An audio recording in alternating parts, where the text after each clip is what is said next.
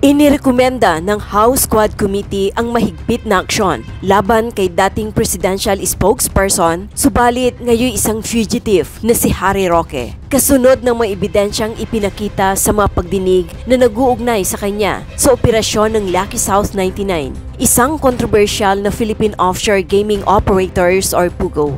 Sa 51-page committee report na isinumite noong December 18, binigyan din ng Quadcom ang umano'y papel ni Roque sa pag-organisa ng mapagpupulong sa Philippine Amusement and Gaming Corporation or PAGCOR at sa kanyang mga kaugnayan sa mga kahina-hinalang financial transaksyon at hindi maipaliwanag na yaman ng kanyang pamilya. Binigyan din ng komite na si Roque acted as the legal counsel of Lucky South 99 and facilitated meetings with PAGCOR officials to address PUGO compliance issue.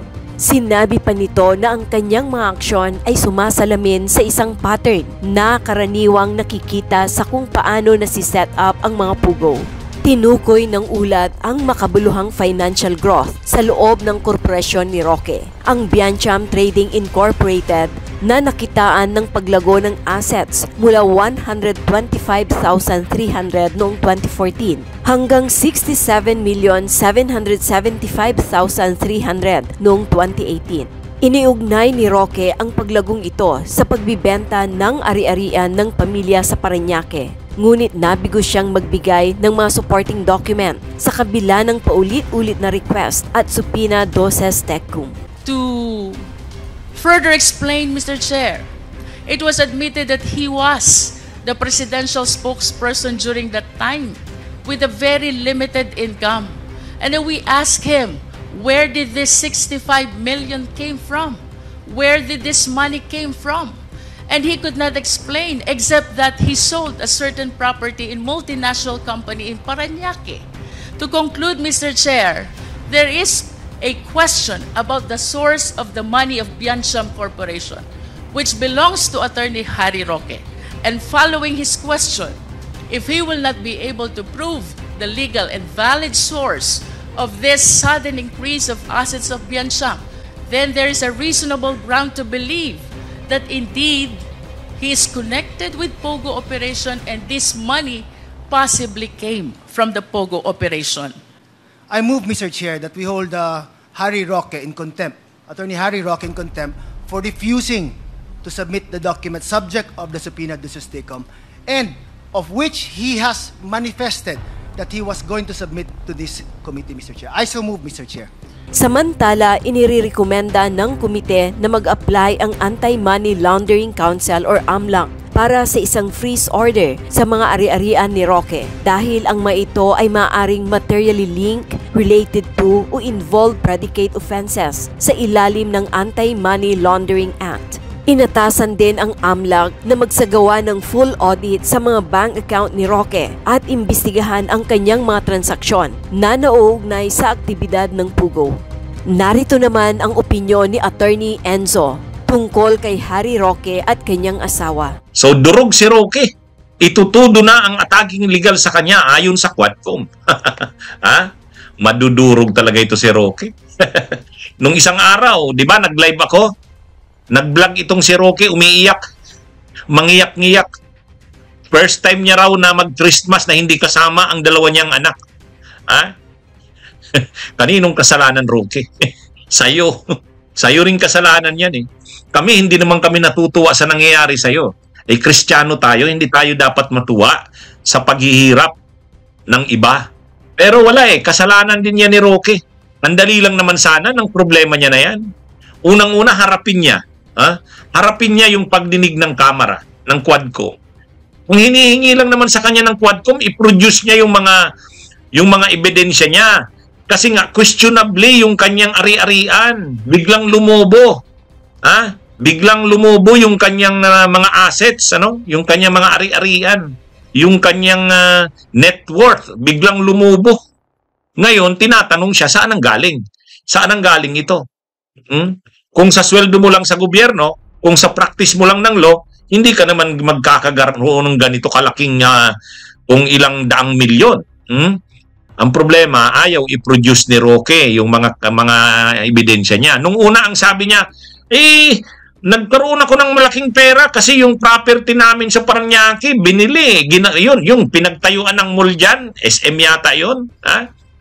Sa amin yan. Sa amin yan. Yung mga tiya ko, sa akin pinatago yung pera. Ang sabi ng Quadcom, mayroon ka bang ebidensya niyan? Kasulatan niyan? Yung mga deed of sale niyan? Ha? At saka yung statement of assets, liabilities, and net worth mo, dalhin mo. Ang problema, hindi. Tumakas si Roque. Ha? Papunta ng United Arab Emirates. Ngayon, hindi natin alam kung nasaan na siya. Pati yung asawa niya, pinapatawag din. Ano naman ang atraso ng kanyang asawa? Ang atraso naman ng kanyang asawang si Mayla, ganito. Nagtayo si Roque at ang kanyang asawa ng holding corporation, yung Biancham. Ngayon, mayroong ari-arian doon sa Tuba Benguet. Sa Tuba Benguet, isang mansyon. Yung mansyon na yon, nirerentahan ng mga officials, tauhan ng Pogo. Yung mga official, mga foreigners, doon nagrerenta. Doon sa mansyon na yon sa Tuba Benguet ay pag-aari yun ni Roque. Ang sabi ni Roque, hindi naman sa akin nakapangalan yun. Nakapangalan yan doon sa corporation, Biancham. Ngayon ang problema, yung Biancham Corporation na yan na sinasabi ni Roque na siyang may-ari noong bahay doon sa Tuba Benguet kung saan ni-raid yan ng PAOK, may naarestong mga wanted, mga illegal aliens na konektado sa illegal na Pogo. Ang nakasulat, nakaperma doon sa deed of lease, yung contract of lease, ang nakaperma ay ang kanyang asawang si Mayla Roque. Kaya pinapatawag din ng Quadcom, ng Kamara, yung asawa niyang si Mayla Roque. Tumakas din yung asawa niya. So ngayon, magkasama na sila yata doon sa United Arab Emirates. Silang dalawa.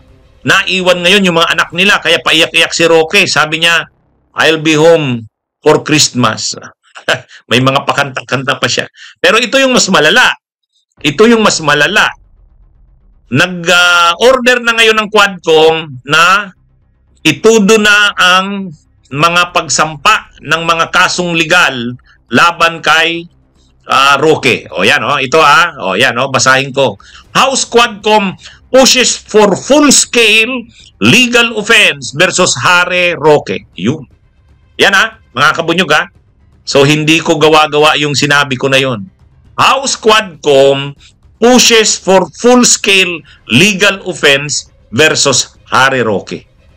Ibig sabihin, sa ngayon kasi wala pa naman talagang todo-todong mga kaso kay Roque.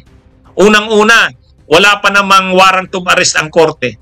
Si Roque ngayon ay nandun sa ibang bansa, nagtatago. Doon pa lang yan sa pag-cite sa kanya in contempt ng Kamara. Mga kabunyog, mga kababayan. Yan yung yan po mga kabunyog, mga kababayan. Si Roque, wala pa naman yung warrant of arrest galing sa korte. Mayroon sa kanyang nakasampang reklamo, criminal complaint, nakasampa sa DOJ, tungkol yun sa qualified human trafficking. Kasama niya si Cassandra Leong. Pero wala pang resolution ang DOJ doon. Ang sinasabi ng Quadcom ito matindi to. Matindi to, mga kabunyog. Ito.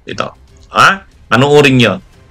Yan Ito, Quadcom calls for freeze order, extradition of Roque and wife over alleged Pugo involvement. So, matindi to. Kasi pinapanawagan ng Quadcom sa AMLAC, Anti-Money Laundering Council, na i-freeze ang kanyang mga assets. Matindi yan, mga kabunyog. Ipinapa-freeze ang kanyang mga assets. Sa katunayan, may sulat na si Executive Secretary Lucas Bersamin sa AMLAC na hinihiling nito na i-freeze ang mga assets ni Roque. Paano yan? Paano niya magagamit ang mga assets niya kung ipi-freeze? Wala na. Kahit anong yaman mo, kung hindi mo na magamit ang mga assets mo kasi frozen ito, wala.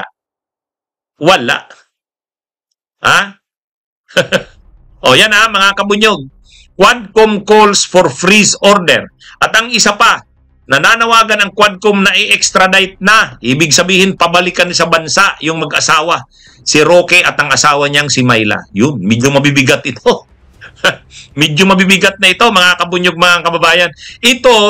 Ito ang sinasabi ng Quadcom na yan po yung ibig sabihin nitong panawagan ng Quadcom na House Quadcom pushes for full-scale legal offense versus Harry Roque. Yun. Full-scale na, todo na. Kasi wala pa naman talaga. Actually, ang kinakaharap niya pa lang sa ngayon, yung warrant of arrest niya, tungkol sa hindi niya pagsipot sa kamara. Ano yun? Yung pag-cite pa lang sa kanya in contempt yun eh. Hindi pa yun criminal talaga na kaso. Mayroon naman siyang criminal case na nakasampa kasama si Cassandra Leong pero hindi pa naman nare-resolve ng DOJ. Ang sinasabi ngayon ng Quadcom, hindi na. Itudo na ang legal offense o atake kay Roque. Yung mga pwedeng ikaso, i-freeze na yung kanyang mga assets. I-extradite na, pabalikin na sa Pilipinas. Yung mag-asawa, yung matindi yan. At saka, iimbestigahan ang immigration. Iimbestigahan ang immigration. Kasi paano nakalabas si Harry Roque? Paano nakalabas? Totoo, wala pa naman sa kanyang whole departure order. Pero, pagkaganyan na laman na ng mga laman na ng napakaraming mga pagdinig ng kamera, eh syempre ang immigration pag dumaan sa iyo, titimbrehan mo ang boss mo. Yung immigration commissioner. Saka nasa ilalim ng DOJ ang Bureau of Immigrations. Yan mga kabunyog, mga kababayan. Kaya ito, sabi ni Ryan Aliman, ramdam na ramdam niya ang lungkot kasi nawala na yung Pugo at Pogi. Oo nga, no? Dalawang nawala kay Roque, no? Pugo at Pogi. Kaya yan mga kabunyog, mga kababayan,